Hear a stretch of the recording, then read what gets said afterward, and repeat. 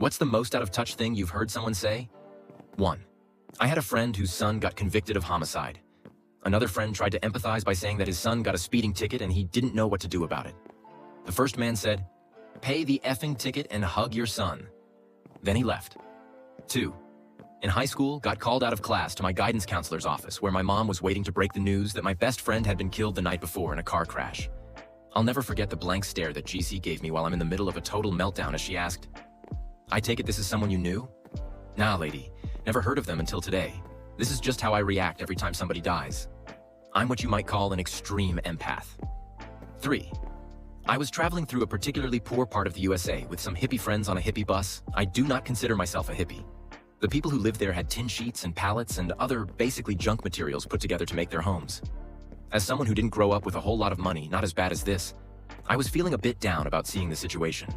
There was a woman on the bus who was very, let's say, well off because of her parents. She looked out the window with a fairly disgusted look on her face and said, "I don't understand why people live like this." Everyone on the bus looked at her as someone said, "They probably don't exactly have a choice."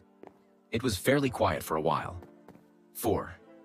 Just buy the place you're renting so you don't waste your money and turn a profit. CEO of my job who was pulling in a pension from his government job and 2 part-time salaries from the 2 positions he sat on. When I said how could I afford that, he asked if he wasn't paying me enough. I said no, and he left my office. 5. Why can't they just pay their credit card debt with their money? I went to a top private school. We were all wealthy. At least my parents gave me some sense of empathy and understanding of the world for others. She couldn't get why people were in debt when I had to explain they didn't actually have money to begin with. 6. When I told my boss that my dad has cancer and we're waiting for staging, she reassured me that it's better he die quickly and not from dementia, as her best friend's parent has it, and it was worse than cancer. I told her that that comment was not helpful at this time at all. 7. I was telling my boss how proud I was. My husband got a new job. He's legally blind. And she proceeds to tell me that she wishes she had a disability so she could just get handed a job.